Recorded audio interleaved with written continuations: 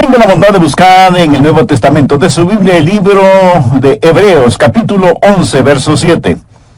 Estoy enfocando el tema de la fe en la familia. Y al hablar de la familia, por supuesto que debemos hablar no solo de la fe que debe haber en el seno de la familia, sino también de las finanzas familiares, tema que lo trataremos posteriormente. Bien, veamos Hebreos 11 desde el verso 7. Por la fe, Noé, cuando fue advertido por Dios acerca de cosas que aún no se veían, con temor preparó el arca en que su casa se salvase. Y por esa fe condenó al mundo, y fue hecho heredero de la justicia que viene por la fe. Parece que todo el mundo sabe y habla del Titanic, no solo por las películas producidas con ese tema, sino porque el Titanic fue una realidad histórica. Antes de su viaje inicial, se decía que nada podría hundir ese barco. Y en su primer viaje, eso mismo es lo que sucedió. Se hundió. En su tiempo fue un verdadero y monstruoso palacio flotante. Incomparable en lujo y esplendor, tenía enormes salones de baile, canchas de tenis, baños, sauna, salones de belleza, muebles exquisitos, vajillas finísimas. Toda una fantasía hecha realidad. El Titanic se ha convertido a través del tiempo en una lección objetiva usada por gente religiosa y secular, y seguirá haciéndolo hasta cuando Jesucristo regrese. Al estudiar este asunto del Titanic, hay algunas cosas que llaman poderosamente la atención. Por ejemplo, la confianza de aquellos que la denominaron como la nave más segura del mundo. De hecho, se hacía énfasis en que el Titanic estaba construido de tal manera que prácticamente era imposible que se hundiera. Y creo que eso fue lo que atrajo a los pasajeros, el saber que, de acuerdo a la propaganda, el Titanic era el único y el más grande navío del mundo que no podía hundirse. Y claro, sobraron los pasajeros para el primer viaje del Titanic. Es más, se dice que cientos de pasajeros quedaron en lista de espera para el siguiente viaje. Estoy seguro que después de la tragedia del Titanic, durante su viaje inaugural, esos pasajeros que quedaron en lista de espera habrán estado muy agradecidos de no haber podido viajar. Bruce Ismay fue el presidente de la empresa Estrella Blanca, propietaria del Titanic, y en declaraciones a la prensa manifestó lo siguiente: es imposible imaginarse alguna circunstancia que podría causar que el Titanic se hunda. La moderna tecnología utilizada en la construcción de este barco ha previsto todas y cada una de las posibilidades que ocasionarían que cualquier otra nave se hunda. Y luego, con verdadera arrogancia, declaró: ni Dios mismo podría hundir este barco. Y con esta confianza extrema, el Titanic inició su primer viaje. Pero no solo había esta confianza, sino, y hasta cierto punto, un espíritu de placidez, de descuido, de orgullo en la tecnología y de arrogancia en lo que el hombre había logrado al construir esa verdadera nave gigante de los mares. Después de la tragedia, una de las personas que se salvó declaró: estábamos en una verdadera diversión. Las risas y el jolgorio eran las cosas más importantes de esa noche. El tiempo era excelente. La comodidad y el lujo a bordo eran exactamente lo que se nos había prometido.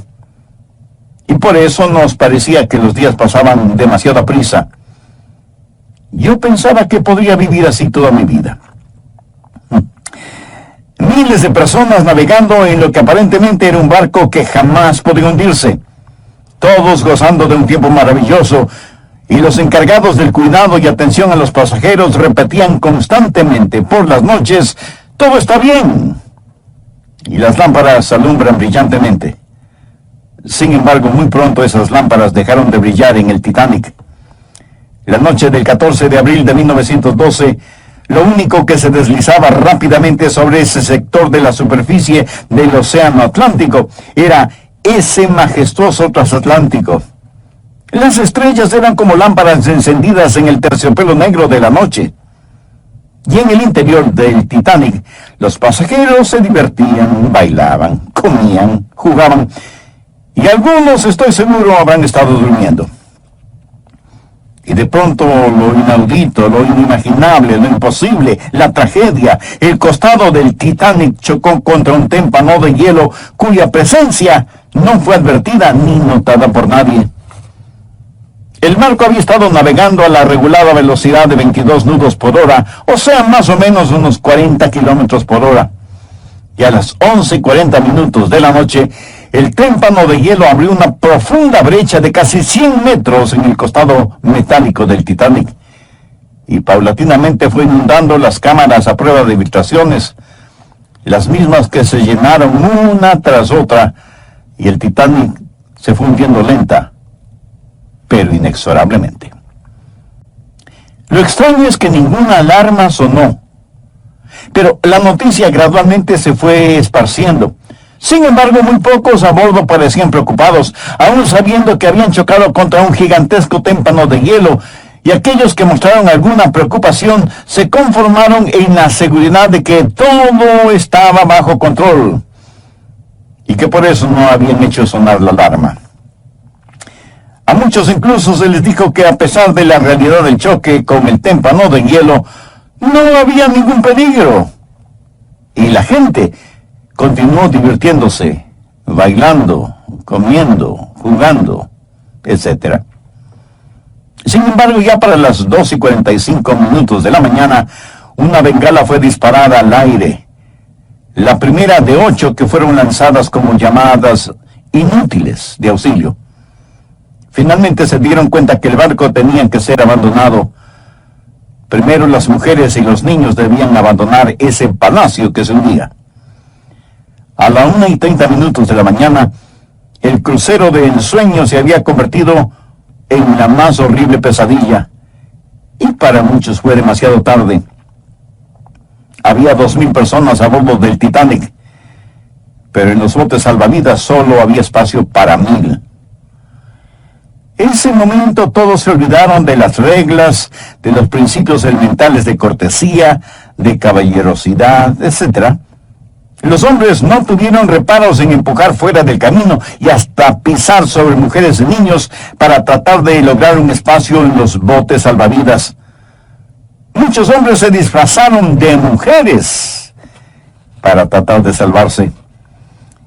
Y muchos de quienes ya estaban en los botes salvavidas vieron a sus seres amados quedarse en el barco que se hundía, o en su desesperación saltar sin chalecos salvavidas hacia las negras aguas del océano. Muchos vieron a sus cónyuges, a hijos, a hijas, a sus novios o novias, a sus abuelitos o a sus nietos, pasar a la eternidad en medio de la desesperación y de la angustia. Y quienes ya estaban en los botes salvavidas solo escuchaban las voces de aquellos que estaban tratando de sobrevivir, nadando en las heladas aguas del mar, clamando por auxilio. Pero ya no había espacio para nadie más en los botes, y esas voces se fueron apagando en la oscuridad de la noche. Lo impensable había sucedido. El Titanic se había hundido. Solo quedaban unos pocos desesperados sobrevivientes. 1,500 almas tuvieron un sepulcro líquido. A bordo del Titanic había varias clases: los pasajeros de la clase de lujo, los pasajeros de primera, de segundo y de tercera clase, y por supuesto, mozos, mecánicos, carpinteros, plomeros, cocineros, etcétera, etcétera. Pero durante la tragedia, esas clases desaparecieron. No tenían ninguna importancia, y realmente quedaron solo 2 clases: los salvados y los perdidos. En nuestra sociedad actual tenemos diferentes clases, pero ¿no se ha puesto a pensar que es como si todos estuviéramos a bordo del Titanic y no tenemos ni la menor idea cuándo y en qué forma vamos a chocar con nuestro destino, y que cuando eso suceda solamente quedarán 2 clases: los salvados y los perdidos? Y estuve pensando en el buen y seguro barco de la gracia en el cual Noé y su familia se salvaron. ¿Y qué ¿Qué diferencia hay entre el arca y el Titanic? Usted sabe que la historia de Noé es una historia verdadera. Y nosotros debemos poner a nuestra familia en el arca de seguridad, que es la única forma garantizada de salvarla. Hay varias cosas que debemos notar en Hebreos 11:7. En primer lugar, la fe de Noé. Verso 7. Por la fe Noé, cuando fue advertido por Dios acerca de cosas que no se veían, con temor preparó el arca en que su casa se salvase. Aquí cuando se dice su casa, está haciendo referencia a su familia. ¿Cómo es que fue educado Moisés? Por fe. ¿Cómo es que vamos a educar a nuestros hijos en estos días en los cuales vivimos? Por fe. Por fe, Noé preparó el arca. Mi amigo, la fe no es el quedarse sentado sin hacer nada, diciendo lo que será, será. Fe es creencia que tiene piernas y brazos. Noé, por fe, preparó el arca. La fe de él fue una fe que esperaba y trabajaba. Por 120 años estuvo construyendo el arca con el juicio de Dios por delante y el sonido de los martillos por detrás.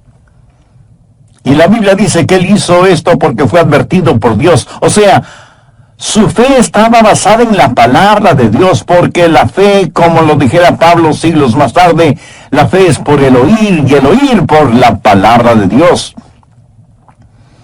Fue una revelación divina la que causó que Noé hiciera lo que hizo.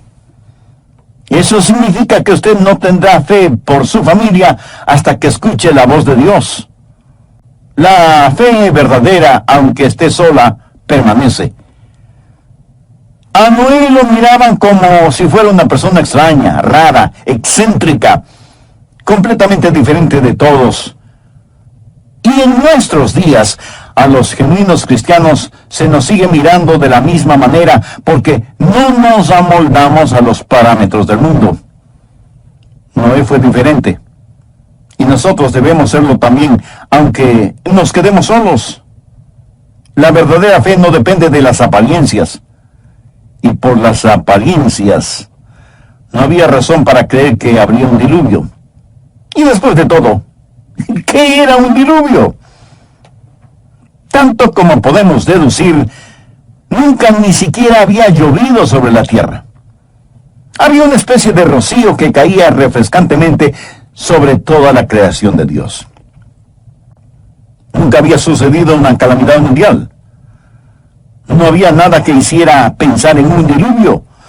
Siempre cielo azul y despejado. Y de acuerdo a las palabras de Jesús, comían, bebían, se casaban y se daban en casamiento hasta el día en que Noé entró en el arca y vino el diluvio y los destruyó a todos. Todo era tranquilo, espléndido, como a bordo del Titanic. Pero Noé era diferente. Noé tenía fe. Así que, en primer lugar, Noé tenía una fe firme. En segundo lugar, Noé era un hombre temeroso. Cuando Noé recibió directamente de parte de Dios la advertencia de cosas que ni siquiera se veían, la Biblia dice que con temor preparó el arca. Con temor. ¿Se acuerdan de los padres de Moisés, Amram y Jocabed, quienes no tuvieron temor del edicto del faraón? Por eso más tarde el joven Moisés no tuvo temor de darle la espalda al faraón. Pero ahora leemos que Noé con temor. ¿Sabe usted que hay dos clases de temor? Hay el temor de Dios y hay el temor del mundo. Amram y Jocabed no tenían temor del mundo. ¿Sabe por qué? Pues porque tenían el temor de Dios. Y de esa clase de temor es de la que estamos hablando ahora. Noé fue advertido por Dios. Y cuando hablamos del temor de Dios, estamos hablando del principio de la sabiduría. Ahora, por favor, escúcheme atentamente. El temor de Dios no significa que estamos asombrados, asustados, desmayados, sobrecogidos de espanto al pensar en Dios. No, de ninguna manera. El temor de Dios es amor de rodillas. Es el entender que nuestro Dios es extraordinario y es absolutamente santo. A veces escucha a personas decir que no creen en ninguna religión basada en el miedo. Yo no estoy de acuerdo con quienes así piensan. Y creo que esas personas no son honestas al decir tal cosa. ¿Sabe por qué? Porque aunque no lo admitamos, nuestra vida cotidiana está basada en el temor. Tenemos morir de hambre, por eso comemos. Tenemos resfríos y catarros, por eso nos arropamos bien y tomamos medicinas, aunque sean caseras. Tememos que los ladrones vengan a robar en nuestra casa, por eso aseguramos puertas y ventanas y ponemos más de una cerradura y cerramientos y alarmas y tenemos perros y seguridad privada en el vecindario, etcétera, etcétera, etcétera. Cada día, aún sin proponernos, ejercitamos nuestros sentidos de supervivencia. Pero ¿sabe cuál es el mayor peligro que el hombre enfrentará? Es la ira de Dios contra nuestro pecado e incredulidad. Por lo tanto, cualquier hombre es realmente sabio cuando, movido por el temor, busca el estar bien con Dios. En Mateo 10:28 encontramos las siguientes palabras de Jesús: y no temáis a los que matan el cuerpo, mas el alma no puede matar. Temed más bien a aquel que puede destruir el alma y el cuerpo en el infierno. En otras palabras, no tema a la gente del mundo, tema a Dios Todopoderoso. El supremo peligro será el estar frente a Dios sin haber sido perdonado. Y francamente, yo prefiero que, aunque sea por temor, la gente busque a Dios, a que por no tener temor, terminen sus vidas en el infierno. Hay algo sobre lo cual recibimos advertencias. Noé, con temor y todo, cumplió con lo que se le había ordenado. Hace años leí de unos marineros que le preguntaron a su capellán: ¿cree usted en el infierno? Y el capellán contestó: por supuesto que creo en el infierno. ¿Por qué lo preguntan? Y los marineros le dijeron: porque si hay infierno y usted no cree en él, no lo queremos como capellán. Y si es que no hay infierno, no necesitamos ningún capellán. Amigo, Jesús no es un capellán. Jesús, siendo quien es, el Hijo de Dios, el Rey de Reyes y el Señor de Señores, es el único que puede perdonarnos de nuestras faltas, de nuestros pecados y salvarnos de la ira venidera. Como padres, ¿cómo podemos enfrentar la propaganda de beber responsablemente? ¿Qué podemos hacer al respecto? Primero, no tener absolutamente ningún licor en el hogar. Segundo, cuando sus hijos salen por la noche, levántese a recibirlos cuando regresen. Abráceles y de paso podrá percibir su aliento. Mi amigo, es mejor perder unas horas de sueño que perder a sus hijos.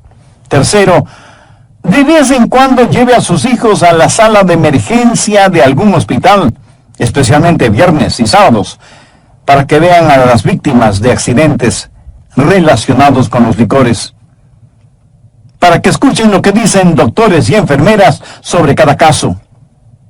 Cuarto, cada ciudad del mundo tiene calles en donde uno puede ver a borrachos durmiendo en las aceras, muchas veces sobre su propio vómito.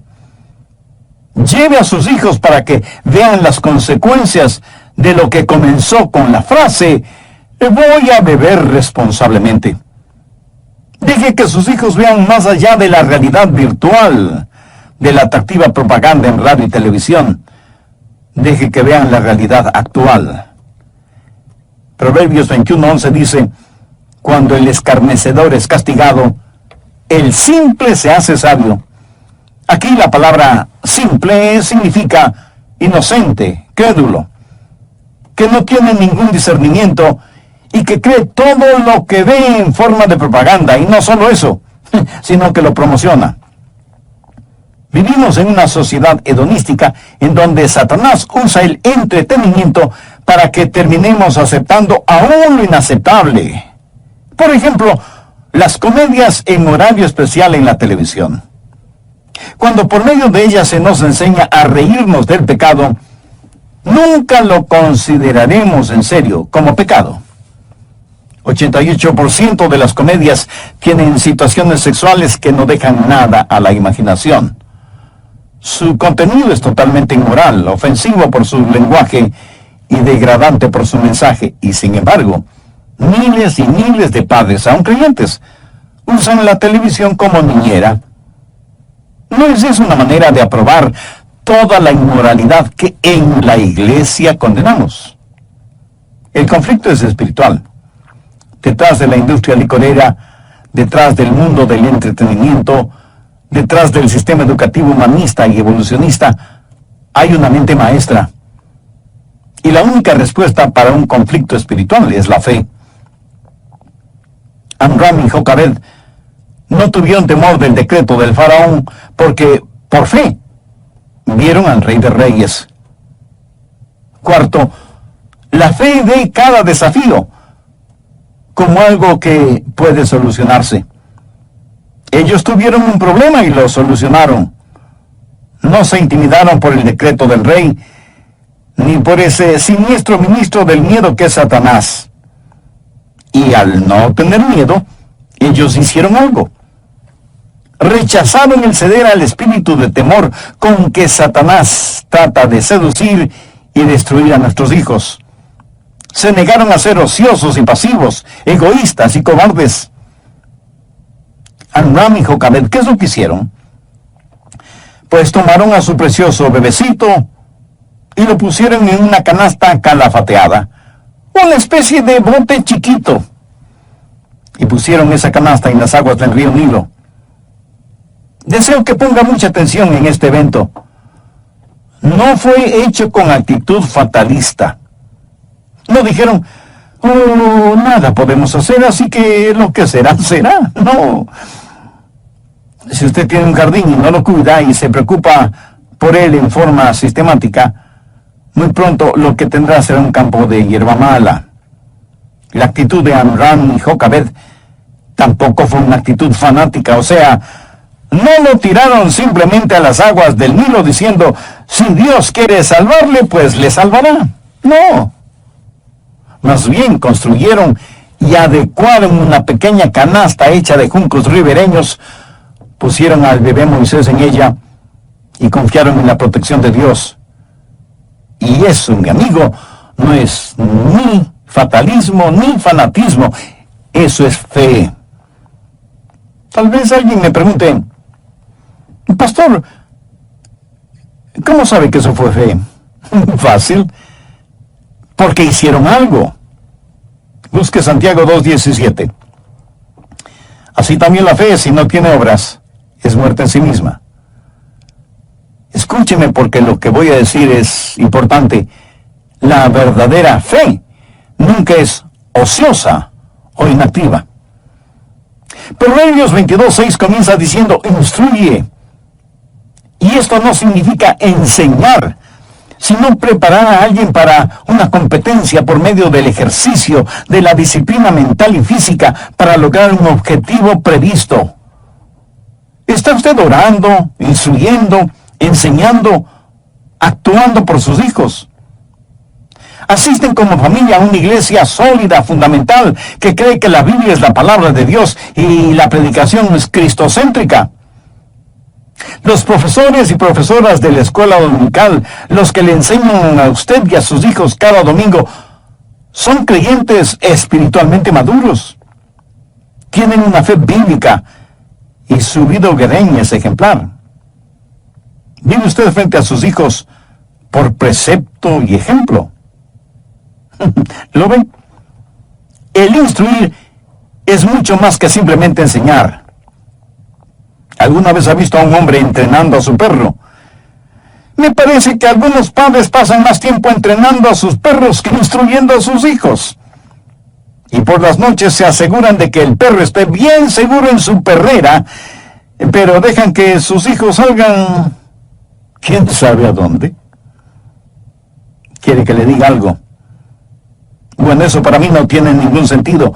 Pasar más tiempo y preocuparse más por el perro que por los hijos. La verdadera fe es creencia con piernas. Y muchos padres se escudan diciendo, bueno, estoy pagando para que reciban una buena educación. Teddy Roosevelt, expresidente de los Estados Unidos, alguna vez dijo, cuando solo se educa la parte intelectual de un hombre y no la parte moral, lo único que se está haciendo es creando un peligro para la sociedad. Escúcheme, ni la escuela, colegio o universidad, ni los clubes deportivos o sociales, ni la iglesia, ni los consejeros familiares, ni los mejores programas recreativos pueden reemplazar a la instrucción en el hogar. Nadie puede hacer lo que se supone usted debe hacerlo. Esa es la diferencia entre el instruir y el educar. Usted le puede enseñar a su hijo algo, pero otra persona puede enseñarle algo diferente. Y su hijo puede decidir creer lo que la otra persona le enseñó. Pero cuando usted instruye a su hijo, está poniendo algo dentro de él que no importa cuán rebelde se vuelva, siempre habrá algo en su interior que lo refrena. Un pequeño muchachito un día se enojó mucho con su mamá y decidió fugarse de su casa. Así que se montó en su triciclo y comenzó a pedalear furiosamente por la vereda. Un hombre que le vio le preguntó, pequeño, ¿qué estás haciendo? Estoy huyendo de mi casa. Y el hombre le dijo, bueno, si es que estás huyendo, ¿por qué estás dando vueltas y más vueltas alrededor del bloque? Y el niño le contestó, porque mi mamá me tiene prohibido cruzar la calle. Eso, mi amigo, se llama instrucción, entrenamiento. ¿Sabe que Jocabed tuvo el enorme gozo y privilegio de instruir a su hijito Moisés? ¿Cómo fue posible eso? Creo que todos conocemos muy bien esa historia. Ahí está el bebé Moisés, navegando plácidamente en su improvisado botecito. La hija del faraón baja al río a bañarse y surge una pregunta. ¿Por qué la hija del faraón baja al río a bañarse? Eso es ridículo. Quiero decir, ella seguramente tenía una tina de mármol, lujosos implementos y utensilios para bañarse y sales aromáticas y todo eso. ¿Ha visto usted alguna vez el río Nilo? Es un río sucio. ¿Por qué a ella se le antojó ese día bañarse en el río? Bueno, yo no lo sé. Más bien dicho, esa fue la providencia de Dios. Y cuando ella estuvo en el río, oyó el llanto de un bebé. Seguramente un ángel bajó y pellizcó al bebé Moisés para que llorara en ese preciso momento. No lo sé, tal vez sea así, pero no estoy seguro. Lo cierto es que la princesa egipcia, tal vez movida por un innato sentimiento maternal, tomó al bebé en sus brazos mientras que Miriam, la hermana de Moisés, que estaba escondida entre la vegetación del río, miraba todo lo que sucedía. Y con astucia solo explicable por la intervención de Dios, Miriam se acercó a la princesa para informarle que ella conocía a una mujer que estaría complacida de cuidar a ese bebé. Por supuesto, estaba pensando en Jocabed, la madre de Moisés. Cuando uno lee esta historia, es imposible dejar de ver la providencia de Dios. Jocabed tuvo el privilegio de criar, alimentar, instruir y enseñar a su hijito. Y todos esos gastos salían de la tesorería egipcia. Y a Jocabed le pagaron por hacer un trabajo que ella hubiera podido pagar con su propia vida por hacerlo. El criar a su propio hijo. Maravillosa historia. Pero note lo siguiente. Por fe ellos prepararon esa canasta salvavidas. O sea, hicieron aquello que podían hacer. Y fue todo lo que pudieron hacer. Escúcheme, Dios hará el resto. Esa es la providencia de Dios. Yo sé que hay situaciones que usted no puede controlar, pero cuando usted actúa por fe, cuando hace todo lo que puede hacer y pone a sus retoños en las manos de Dios, Él hará cosas increíbles por sus hijos, cuando usted tiene una fe firme. Lo que sucedió con Moisés, la hija del faraón, Jocabed y Miriam, no fue una cosa del destino, ni de la buena suerte, ni nada de ese estilo. Fue la providencia de Dios.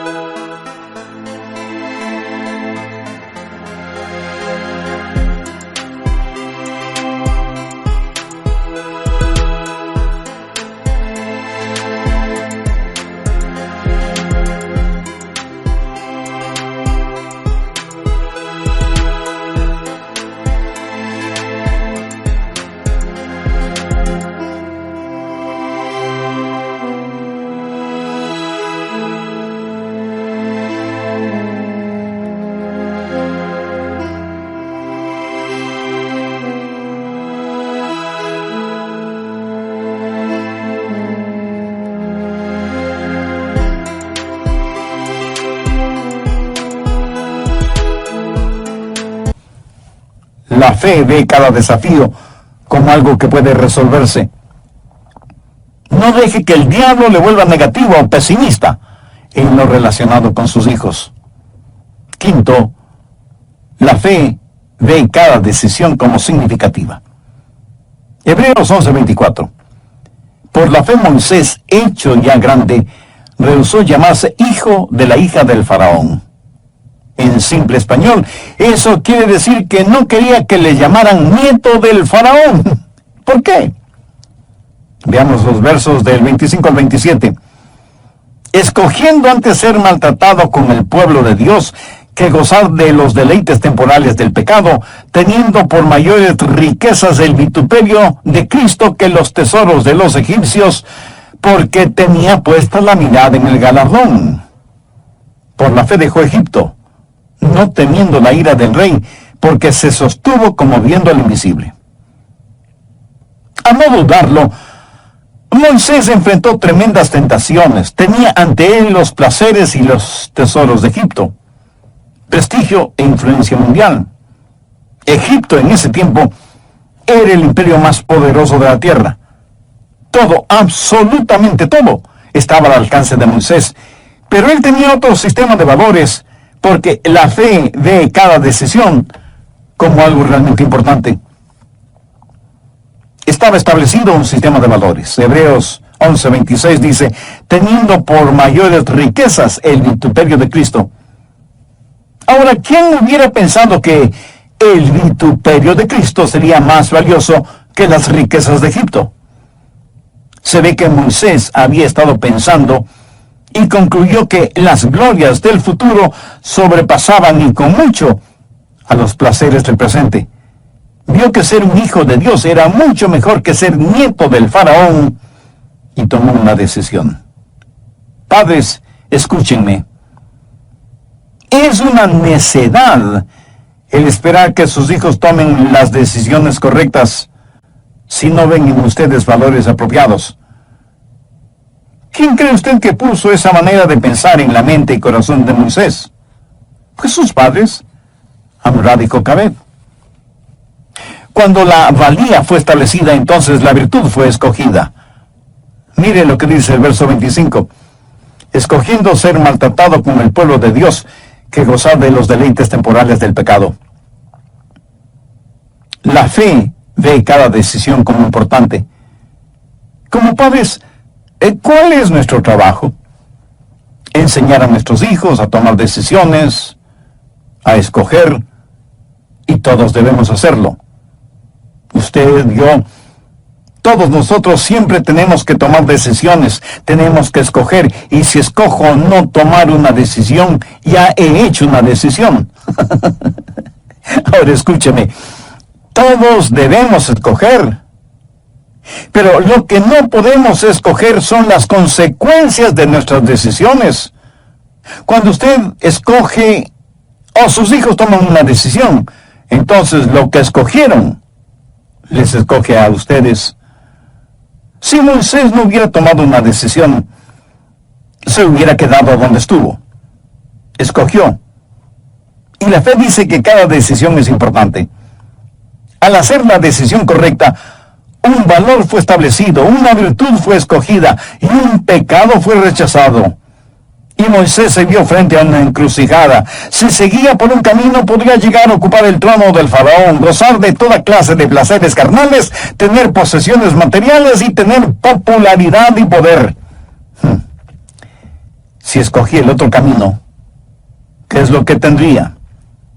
Vituperio y sufrimiento como el pueblo de Dios. Y muchos piensan que porque escogió lo segundo y rechazó lo primero, Moisés fue un verdadero tonto. Lo fue. Piénselo, piénselo.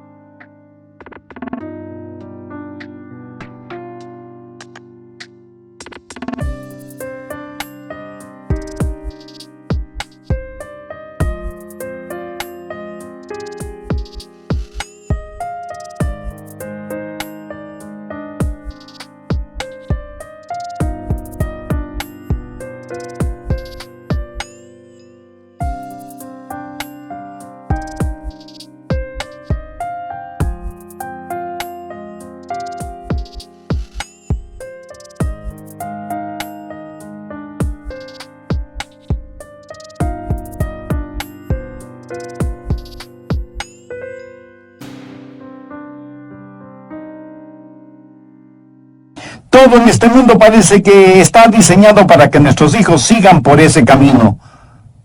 ¿No quiere usted que sus hijos sepan hacer decisiones correctas? ¿No se siente bendecido cuando en una ceremonia matrimonial los novios declaran haber escogido primero a Cristo? ¿No siente gratitud a Dios cuando sus hijos le agradecen porque ustedes como padres tomaron el tiempo para instruirles, guiarles y educarles a fin de que ellos escojan el camino correcto? Padres, por favor, no pierdan esa oportunidad de transmitir a sus hijos la realidad de la fe. Vívala, demuéstrela, para que ellos también quieran poseerla. Crea usted en Dios por sus hijos y por cada área de la vida de ellos.